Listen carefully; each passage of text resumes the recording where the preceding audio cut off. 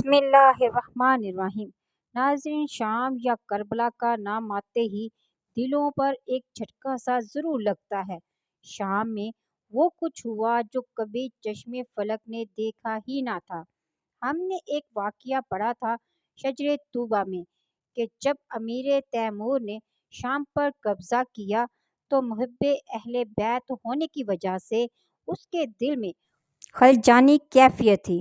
اس نے وہاں کے بڑے بڑے لوگوں کی گردنوں کو توڑا اور ان کے سروں کو نیچا کیا، جس پر لوگوں کو محسوس ہوا کہ یہ کسی خاص عداوت کی وجہ سے ہے۔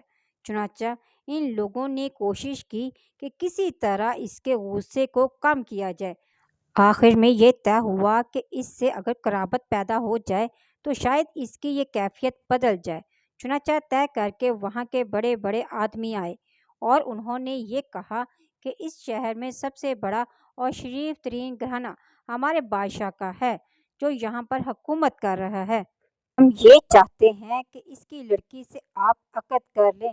جب بہت اصرار ہوا تو اس نے کچھ سوچا اور کہا، اچھا بازاروں کو ذرا مزین کیا جائے، خصوصاً بازار شام کو بہت زیادہ آراستہ کیا جائے۔ اس کے بعد سامان عروسی منگوا کر حکم دیا کہ اس لڑکی کو حمام بھیجو۔ وہاں سے یہ کپڑے پہن کر وہ نکلے۔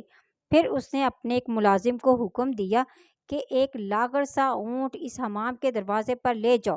جس وقت وہ نکلے تو اس لڑکی کو اس پر سوار کرو اور بازار سے گزارو۔ جس وقت وہ اونٹ کو لے کر دروازے پر پہنچا تو لوگوں نے پوچھا کہ یہ کیا معاملہ ہے؟ اس نے کہا، مجھے بادشاہ نے حکم دیا ہے کہ میں اس لڑکی کو اونٹ پر بٹھا کر بازار سے گزاروں، اور سنو، خبردار کوئی قریب نہ آنے پائے، جو اس کے گرد کوئی پردہ ڈالے۔ لوگوں نے سنا تو بہت پریشان ہوئے اور مل کر بادشاہ کے پاس آئے اور اس سے کہا کہ یہ آپ کیا کر رہے ہیں؟ آپ نے ایسا حکم کیوں دیا؟ اس نے کہا، ہاں یہ ایسا ہی ہے۔ اس پر وہ لوگ فریاد کرنے لگے کہ یہ آپ نہ کریں، ایسا تو کبھی جاہلیت کے زمانے میں بھی نہ ہوا۔ یہ ایک شریف عورت ہے، اس طرح اس کو ذلیل نہ کیا جائے۔ امیر تیمور نے جواب دیا، یہ ٹھیک ہے جو تم کہتے ہو کہ ایسا جاہلیت کے زمانے میں بھی نہیں ہوا، مگر تم لوگوں کے نزدیک یہ اچھا فعل ہے، اس لیے میں کرنا چاہتا ہوں۔ لوگوں نے کہا، جناب وہ بادشاہ کی بیٹی ہے، بہت شریف اور باکردار اور بڑی عفیف ہے۔ جب امیر تیمور نے یہ سنا کہ وہ بادشاہ کی بیٹی ہے اور بڑی عفیف ہے، ایک مرتبہ اس نے اپنے سینے پہ ہاتھ مارا اور چیخ کر بولا، ارے بغیر تو کوئی رسول سے زیادہ بزرگ گزرا ہے اور رسول کی بیٹیوں سے زیادہ کوئی عفیف ہوا ہے؟ یہ تمہارا بازار وہی نہیں جس میں زینب و کلثوم بغیر پردے کے پھیرائی گئی تھی؟ آج تم فریاد کرتے ہو اور کل تم انہی شہزادیوں کی فریادوں پر ہنس رہے تھے۔ کسی نے بھی کچھ غیرت کی اور کہا کہ یہ کیا ہو رہا ہے؟ اسلام جتنا بھی اس وقت موجود ہے وہ صدقہ ہے حسین کا۔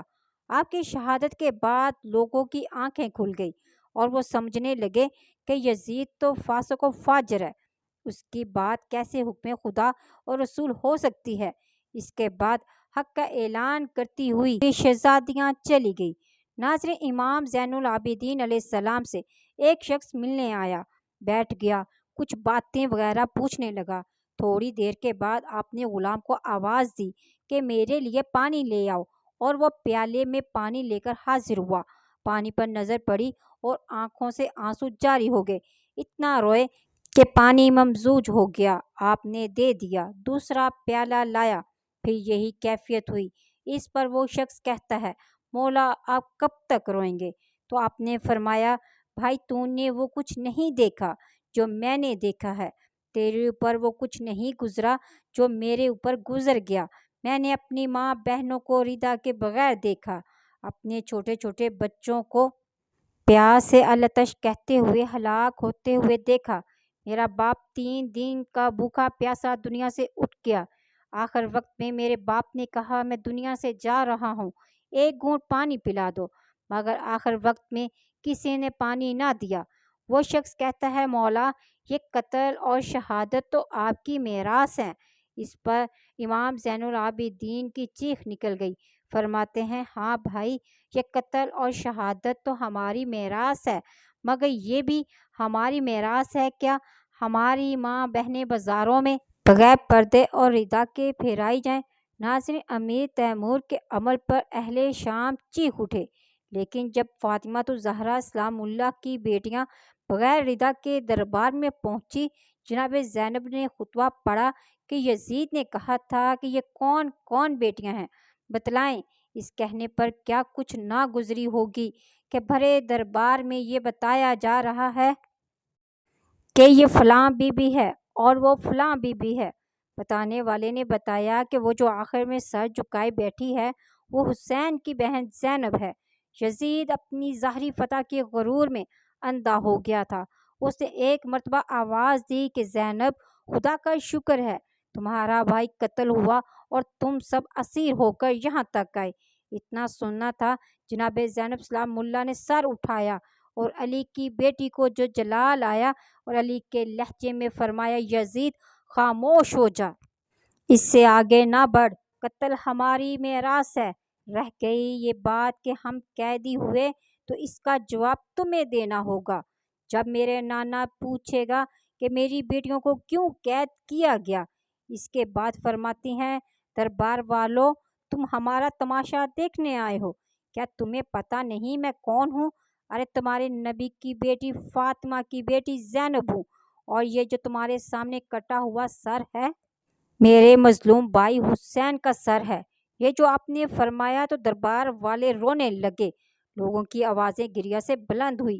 یزید جس جگہ بیٹھا ہوا تھا اس کے پیچھے ایک دروازہ تھا جس پر پردہ پڑا ہوا تھا۔ یکدم پردہ اٹھا اور ایک عورت سربراہانہ دربار میں آ گئی اور اس کی زبان پر تھا، واہ حسینہ واہ حسینہ واہ مظلومہ۔ یزید نے پہچان لیا کہ اس کی بیوی ہے، گھبرا کر کھڑا ہو گیا، ایک کپڑا اٹھا کر اس کے اوپر ڈالا اور کہنے لگا، میں رونے سے منع نہیں کرتا، مگر میری عزت کا تو خیال کر لیا ہوتا۔ اس نے کہا، یزید خدا کی لعنت تیرے اوپر، تجھے اپنی عزت کا تو اتنا خیال ہے اور رسول کی عزت کا کچھ خیال نہیں، الا لعنت اللہ علی القوم الکاذبین۔ ناظرین، انفارمیشن اچھی لگی تو ویڈیو کو لائک اور شیئر ضرور کریں۔ ملتے ہیں نیکسٹ ویڈیو میں، فی امان اللہ۔